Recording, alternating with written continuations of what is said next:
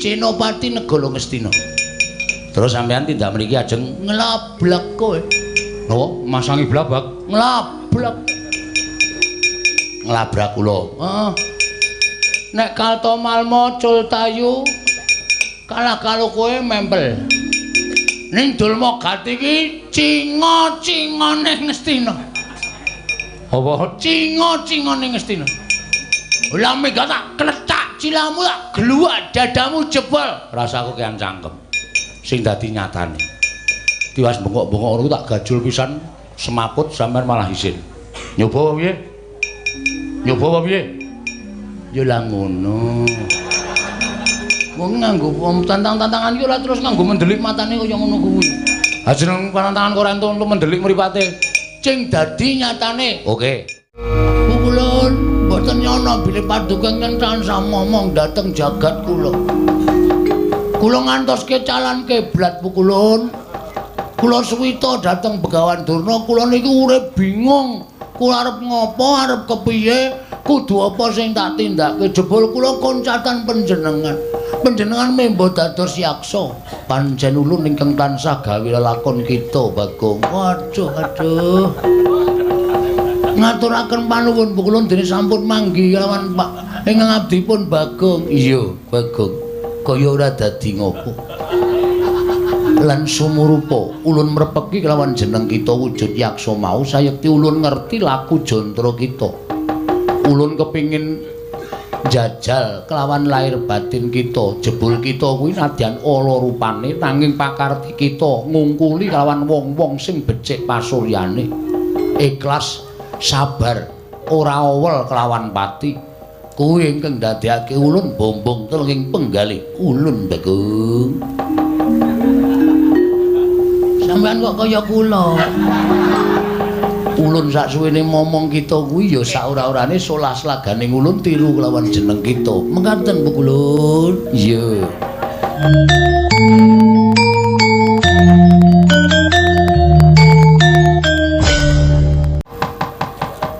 Iki kono gendruwo dengkulmu melocot. Iki sapa e? Lho. Kowe iso urip. Heeh. Kowe tiba ning ngarep aku. Lho. Aku tiba ning ngarepmu? Iya. Kowe sapa? Kowe takon karo aku ingkang jaga lengkeng Arga Candrageni. Aku Harga Yaksa. Harga Yaksa. Kowe sapa? Aku Bambang. Tenan apa piye? Udu, Ding. Sapa? Joko. Wah, sing tenan sing ngendi? Ora, aku Bagong. Bagong. Bagong wong saka ngendi? Aku saka Karangkadempel, anake Semar. Anake Semar. Heeh. Ngopo kok tiba ning ngarep aku? Niatku arep munggah ning Gunung Candrageni. Aku sing jaga Gunung Candrageni. Nah, gandeng kowe sing jaga Gunung Candrageni. Aku njaluk palilamu ya Harga Yaksa. Njaluk palilah piye? Lilanana aku tak munggah ning Gunung Candrageni. Sik. Kowe arep golek apa ning Gunung Candrageni? Aku nampa dawuh pangendikaning guruku. Gurumu sapa? Begawan Durna.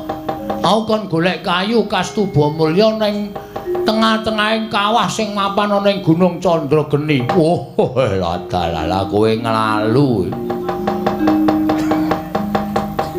Kawah kuwi hawane panas. Kawah kuwi panase ngungkuli geni Madyapada. Yen kowe nyemplung kawah kowe tekaning pati. Aku duwe keyakinan kok, Harga Yaksa. Kowe duwe kapercayan piye? Mati urip ki ora saka kawah, ning mati urip saka kersaning Gusti. Mula nek guruku dawuh aku kon nyemplung kawah, aku ya arep nyemplung mergo aku ki suwijining siswa sing ngabekti marang dawuh perintahe guru. Ning gurumu njlomprongke karo kowe ora ana wong golek kayu Kastuba Mulya kok mapan ning telenging kawah. Selagine aku wae sing tunggu Harga Candrageni iki durung ngerti wujuding kayu Kastuba Mulya. Mula kowe kuwi janjane dijlomprongke karo gurumu ning kowe ora krasa. Masa guru kok njlomprongke? Ora ana guru kok mulang karo muridé kok gawe bodho iki guru ngendi ora mungkin. Mergo aku ndek kapercayaan guru ki nek wis dawuh lahir batin kudu tak tindakke. Terus aku tak munggah ning gunung kene. Syarate ana. Syarate apa? Bayar. Ora. Aku ora butuh duit. Terus aku kudu kon ngopo?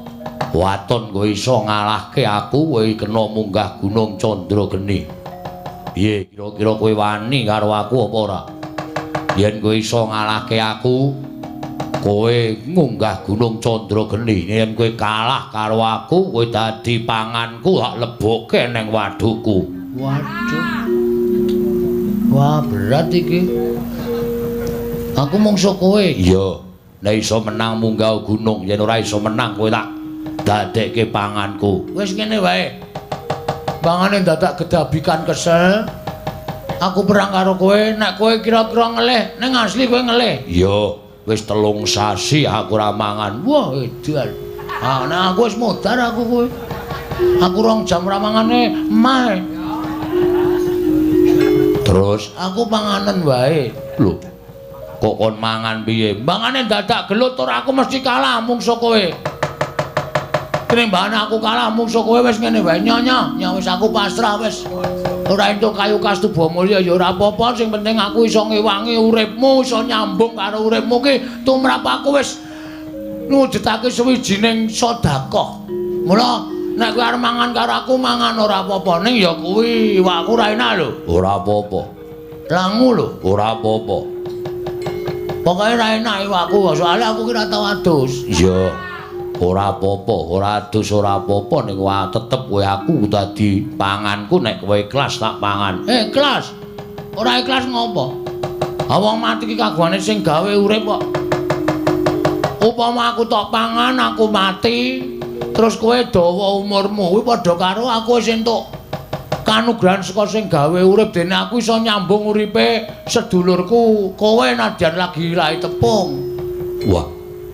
Wong kok apike kaya ngono. Pancen aku iki kondang becik kok. Aku iki kondang apikan kok. Mula nek kowe arep mangan karo aku mangan ora masalah. Ikhlas, ikhlas jan dolan-balan iki kok. Oh, lah dalah yen ngono mapano. Ngendi sikik sing kudu tak pangan? Manut. Ndak sikik apa ning atos. Dadak nempukke. Nek arep empo ya kene iki. Ning kene iki sok metu gase lho. Nek kene madhes ngono kowe muntah-muntah. Moh aku apa kene iki malah sadurunge rene nang kene sik kene luwih jemek. Piye? Wah ngewuhke. Cengel apa piye? Cengel ki empuk malah nya. Kerjaan wis gawe wis. Engko ndak kowe selak lara lho. Kowe 3 sasi ora mangan nek ora mangan wong kaya aku ngene iki engko ndak malah kowe ribet uripmu. Kowe mati aku mongko sing adu arep karo kowe. Kowe urung tau ketemu karo pawongan. Aku kok ora nulungi karo kowe iki aku dosa gedhe karo kowe. Yen ngono ikhlas tenan, ikhlas mapano. Wah, untal malang dening Arga Yaksa. Wis untal aja malang. Engko dadak ngombeni. Mujur wae terus langsung tekan weteng. Oh iya, mujur ya kena. Wis ngono wae. Pauntalan ya. Ya wis. Mati wis mbangane bali ya wis isin nang kene ra iso munggah gunung malah ketemu buta ngelih wis kono nggo nyambung uripmu Arga Yaksa ora apa-apa aku yakin ikhlas.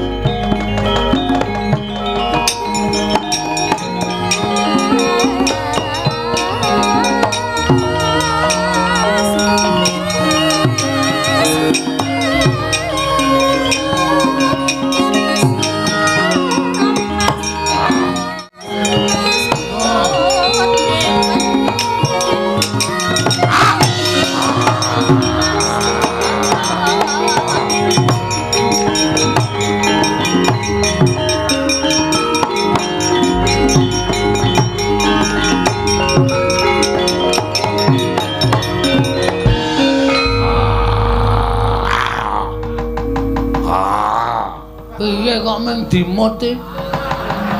Lah ya diklethak. Aku meng risi. Kowe iki rung operasi amandel to? Wah. Kok isih nyentrol semene gedene? Wah, wong apa ya iki? Wong dipang kok malah omong wae.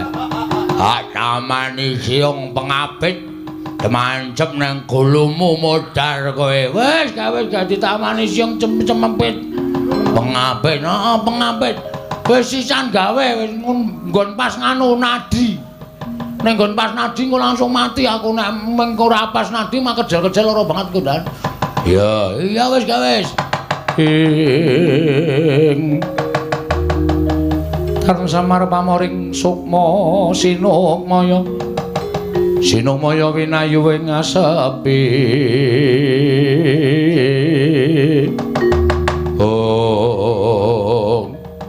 kocap kacarita nalika semanten pus ginigit mestakaning Kilurah Bagong ing batos Sangarga Yaksa gumun dene wonten tiyang ingkang ikhlas lahir batosipun minangka tedhanipun Sangarga Yaksa.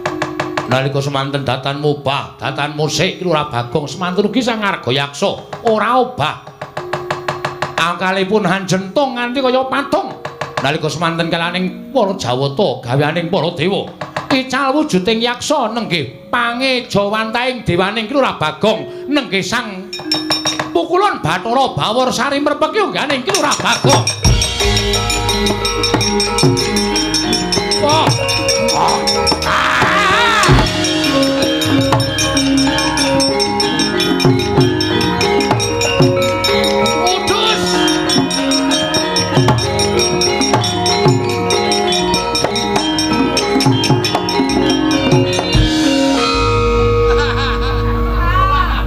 Iki aku malah ngedep kaca pengilon. Hong milahing Mas Tunama sidam sekaring bawana langgeng. Bagong ngerti yo. Ulun ingkang tansah momong kelawan jeneng kita. Sejatine kita kuwi uga titisaning dewa, mung dewa ingkang ora nate den ucapake dening para titah. Weh. Samane ku dewa to? Iya, kok elek. Mergo sing tak njingi ya raine kaya bokong. Wah, iki dewane ya atos iki suarane. Panjenengan sinten asmane? Ulun Bathara Bawarsari. Ulun Bathara Bawarsari ingkang tansah momong kita saksuwene kita wujud Bagong kaya ngono. Panakawan. Aduh, pukulun.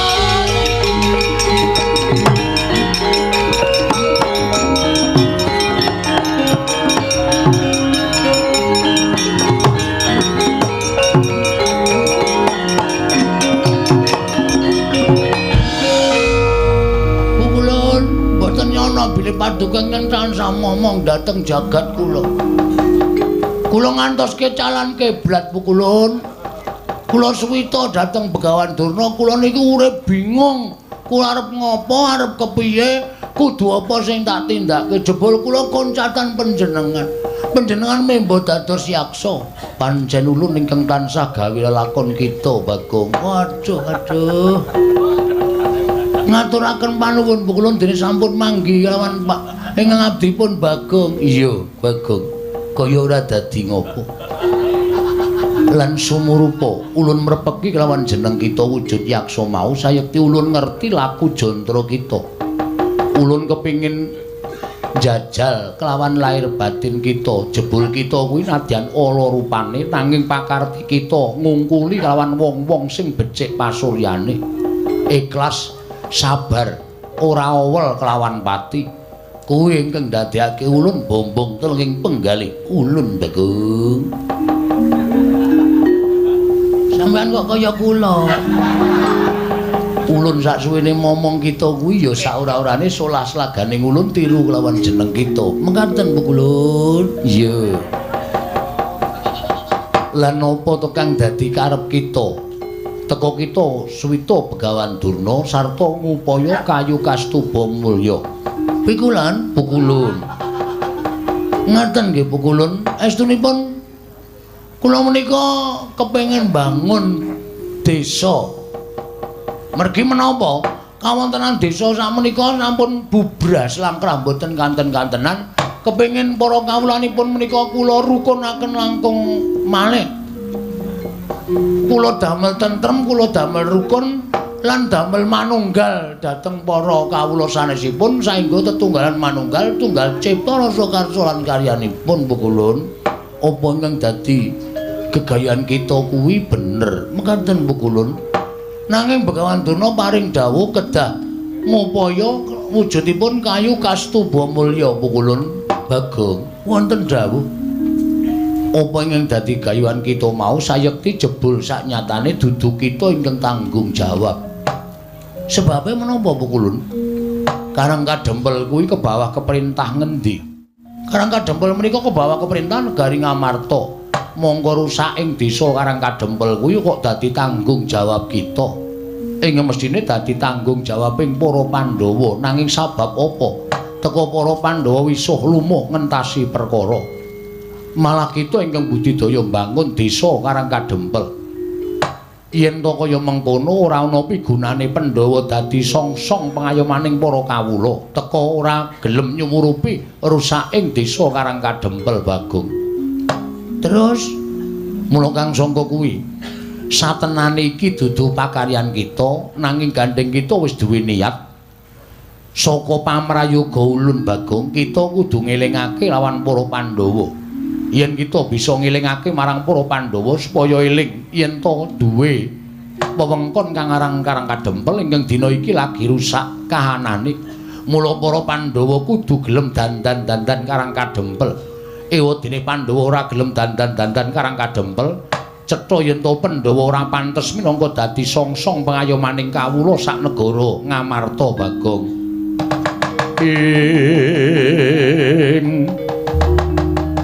Kagyat risang kapirangu rinangkul kinampit kambeda sang reknaning bawana.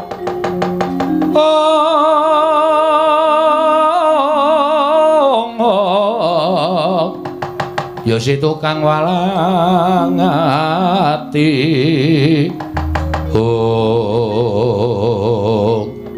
Mekaten Pukulun. Iya. Lajeng keparingipun apa ingkang kita upaya kayu Kastuba Mulya bakal ulun paringake lawan jeneng kita Bagong. Dadi syarat wangunaning desa Karang Kadempel.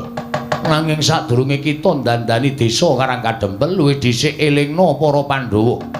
Ora jeneng kita wani lan para Pandhawa nanging ngelingake sabab piyayi sepuh padha ngendikake, wong kang pinter padha ngandhakake sak apik-apike wong isih eneng alane. Saala alaning menungsa isih kedunungan rasa apik. Mula gandeng Pandhawa kuwi wong satra ingkang ngateken ati suci pepayung budi rahayu. Nanging sing jeneng titah kesawapan kulit daging kuwi isih duwe rasa kleru lan isih bisa tumindak luput. Mula kang sangka kuwi wong kang kaya kuwi ingkang wajib madhangake lawan para Pandhawa. Inggih, ngestakaken dawuh Pukulun. Lajeng kepareng paduka mara gage tampan ana kayu Kastuba Mulya ingkang kita upaya Bagong. Niki pripun Pukulun? Nek kula wujud Bagong kaya ngeten niki, nek nganti kadenangan para Pandhawa mesti malah kula didukani entek amek kurang golek. Mula kula nyuwun pambiyantunipun Iwang Pukulun Bathara Bawarsari ingkang tansah momong dhateng jagat kula. Kula nyuwun senjata pitulung supados kula mboten wujud Bagong. Kita bakal ulun dandani tanpa beda kelawan kaya ulun nalika semana. Wujud napa Pukulun? Celeng kudu. Wujud buta Bagong. Wujud buta kados panjenengan kala wau. Iya Bagong. Sawise kita wujud buta, ulun bali lawan jagat kita. Ulun bali momong lawan kita Bagong. Nggih, ngestakaken dawuh lan dadi pangertenmu. Yen to niyate Durna lan Kurawa kabeh mau sayekti ora kok bakal maringi bebungah wujuding kayu Kastuba Mulya. Nanging mun dadi srana nggone bakal padha kepengin gawe patimu. Sabab kita kuwi dumadi saka ayang-ayangane Semar. Ulun ingkang diutus dening Sang Hyang Jagat Giri Pratingkah kinen manjalma wujud titah saka asal mulane alan ayang-ayanganing Semar Badranaya. Mula kita ulun dandani wujud yaksa kaya ulun alun bali manjing angga kita. Nun nggih ngestakaken dawuh sawise kaya mengkono kita budhal marang Praja Ngamarta. Barang wamuk ning Praja Ngamarta. Wah, mengke nek wong-wong Pandhawa mboten wonten sing ngalahke kula, aja kuwatir. Iki dadi sarana Pandhawa eling lawan desa Karang Kadempel supaya Pandhawa uga mbantu kelawan nggon kita duwe niat bangun Karang Kadempel. Ngestakaken dawuh Pukulun. megenga napas sawetara Panakawan Bagong kan samar pamoring sukma sinukmaya winah ya ing asepi sumiben teleng ing kalbu pambukaning warana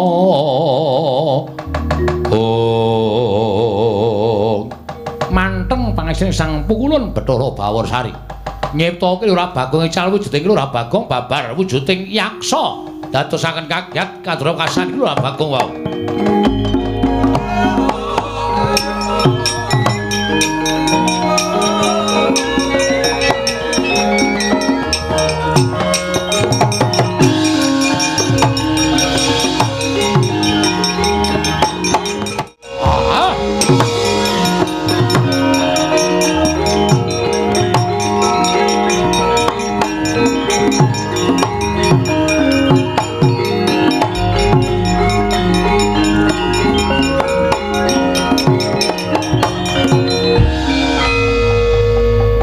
wis wujud bali kaya asal mula nalika ulun mimba yaksa. Nggih, Pukulun.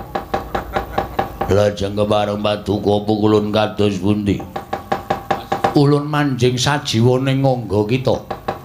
Kanthi wujuding kayu kastuba kila bakal dadi wong kang digdaya sekti kalintang jayaning perang.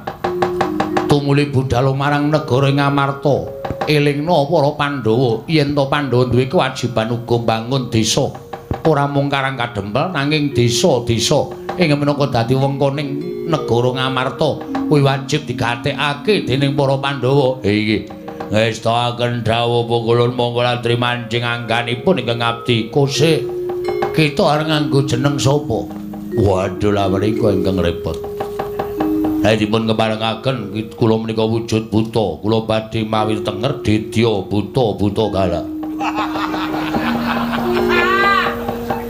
Nganggo jeneng sing apik Bagong. Nggih kula bingung mawi nami napa. Jajal Werka. Wah, menawi jajal kudu tumbas. Jajal kok ora tuku, aja ngecul.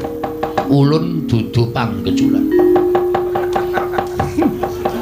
Ulun manjing nganggo kita. Inggih ngestaken dawuh Pukulun. Aku tak takon karo kowe, Gong. Nggih. Kowe jane wong tuwa apa bocah? Nggih wong tuwa bocah semene ngentek-entekke susu. Kowe mau omong piye? Omong napa? Omong nek Eyang Pati Sengkuni ngagar-agari bapakmu ngau pedang, ngono to? Lha Sengkunine muni piye? Kowe mbok aja gawe-gawe. Sing nyekel pedang ki sapa? Ora ana wong nyekel pedang kok kowe senengane gawe-gawe. Lho, mak klap mau apa, Mak? Hah?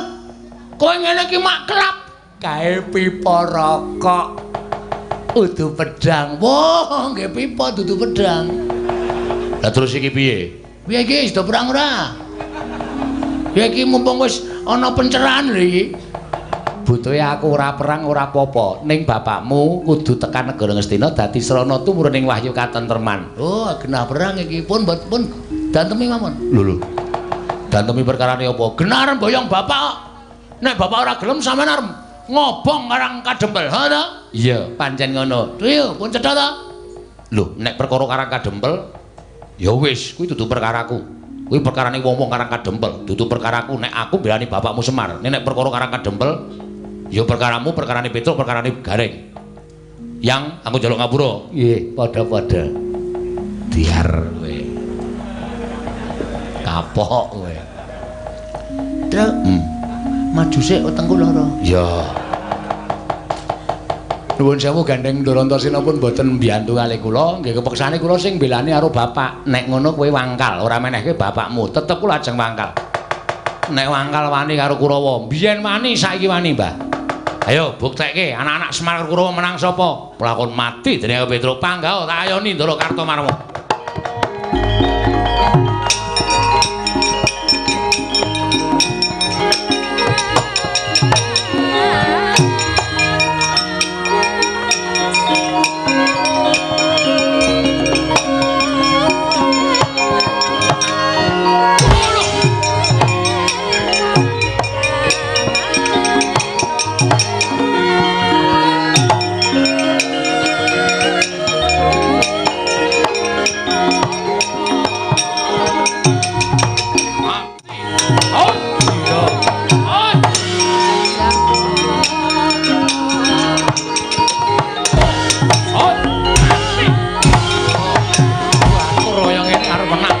Mato sing kok kenal.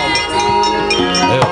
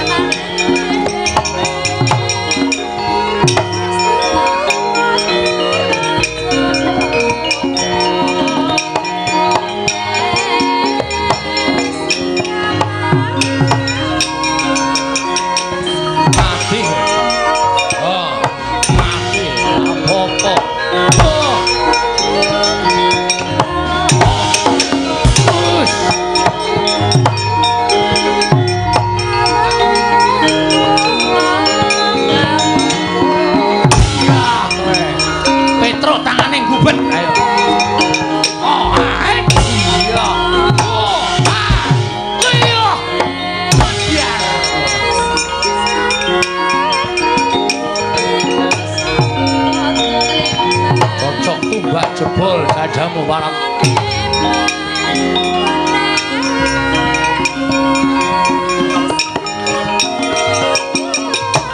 mat ora iso hoi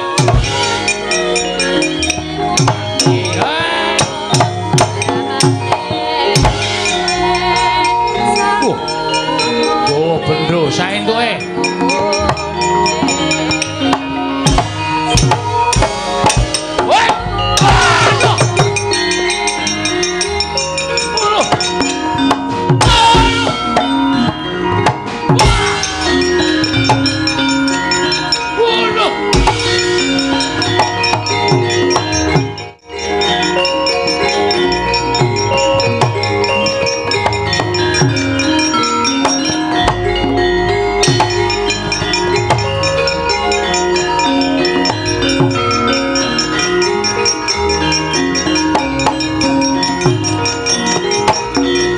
Surtayu Petruk kowe nungkul mboten nungkul nek wis tekaning pati lakon penjangka monggo mati kowe edan udar kowe mati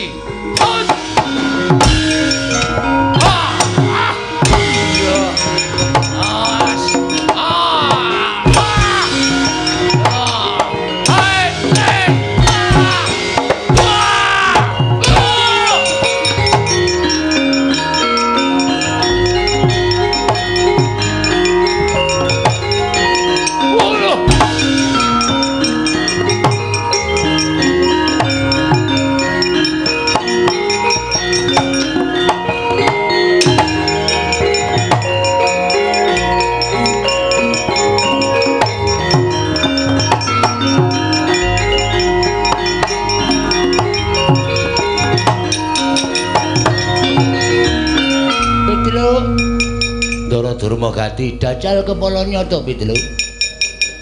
Kowe lajan dadak gleleng pacamu gembilo cilahmu.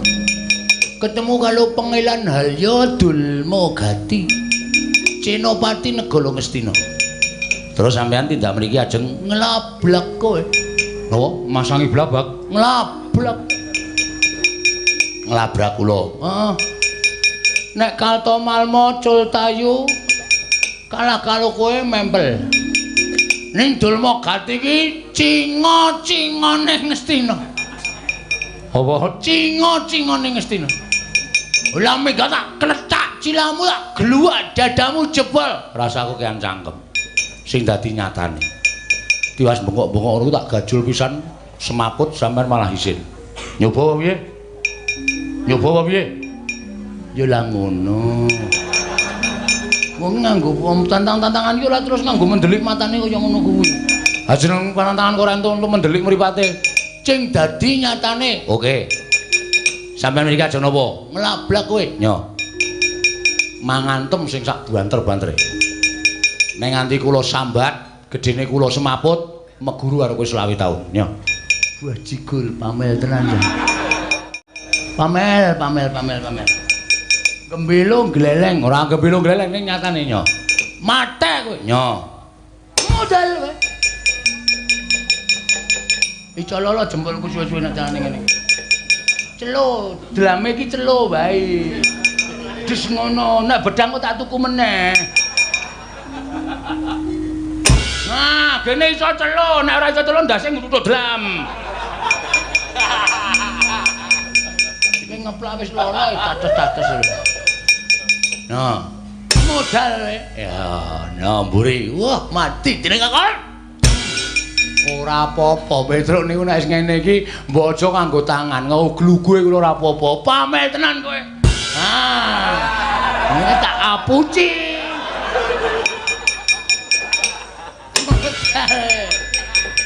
Nyamburi apa piye? Nggo gaman. Oke, tunggu nang kene. Aku duwene iki lho, Lho. Wis sakaremu. Iki tau tanggo ngethok wit kambil 7 sedina ora rampung. Ora rampung kok pamer ora. Atos-atos. Ha ya wis ben. Nyo. Cigal cilamu. Nyo. Derek. Edian kulitmu kenyal. Dilonokke melu lono, dilenekke meneh padha karo dudut katut ngluthung. Ha iya. Mati.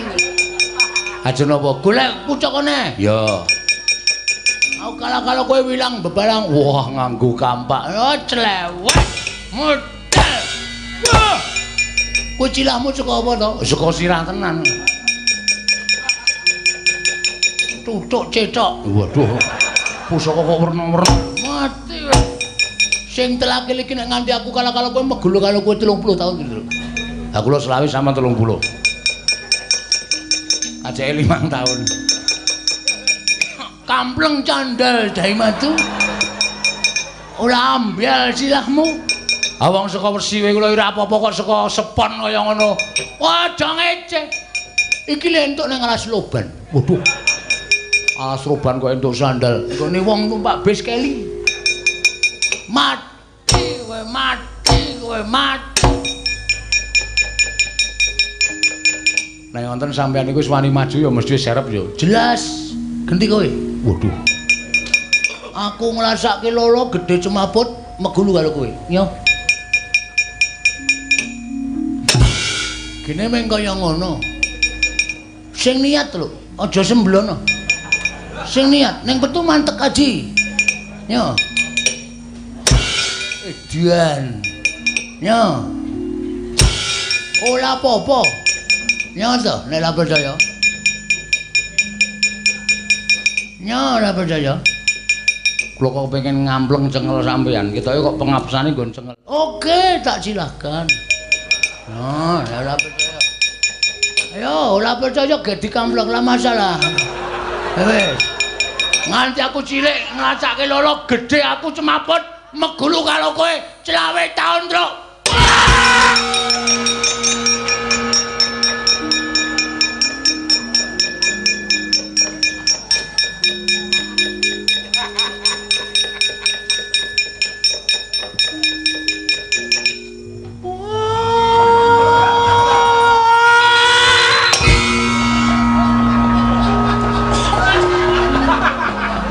Kira apa ya? Kok le nyuwara iki wis saka adoh banget wis bengok nganti mak. Wah, jleng. Dititui jleng. Ora pas. Anjur didit wijleng. Kenang apa le? Aji kenal. Petruk. Petruk piye? Petruk uli. Petruk lurek. Uli. Uli. Ola jujul. Ngapusi. Tutu. Petruk uli.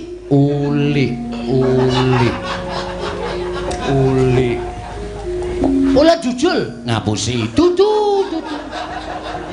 Uli. Waduh, aku ya bingung malam iki. Petruk kula tuthuk, ning dheweke niku mboten jujul, len nuthuk niku njaluk tulung Bagong tegese uli. Ora. Si Bagong uli. Udu. Petruk len nuthuk nganggo uli. Wah! Semplok utek kula man. Aku dhewe ya bingung, ngomonganmu ki aku bingung. Uli. L diganti L. Tetep uli. L diganti L, tetep uli. Ini. Hulu pelek L ngeten. Wis diganti ngeten kali ngeten. Wow, Superman. Tutu. Uri. Dengkulmu meloncat. Malah cengengecan lho. Petruk uli kok uri ngantem cilah kula madhep mlika adep-adepan karo Petruk. Terus dheweke ngomong kali kula. Dulu mau ganti aku tok kepengin ngantem cengelmu. Ah monggo tak celenggalake.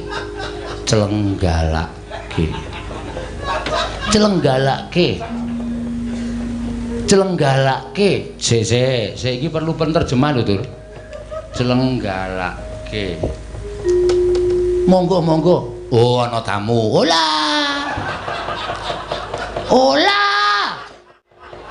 Ha kok monggo? Nyo. Monggo. Nyo selenggarake. Betul. Cengel kula cenggalake jebulene yo. Apa kuwi meneh? Kuwi apa meneh kuwi? Jebulane ceng nuthuk dudu Petruk. Bagong. Bagong gawa palu gede banget tutuk ceng kula jling, kula klekalan.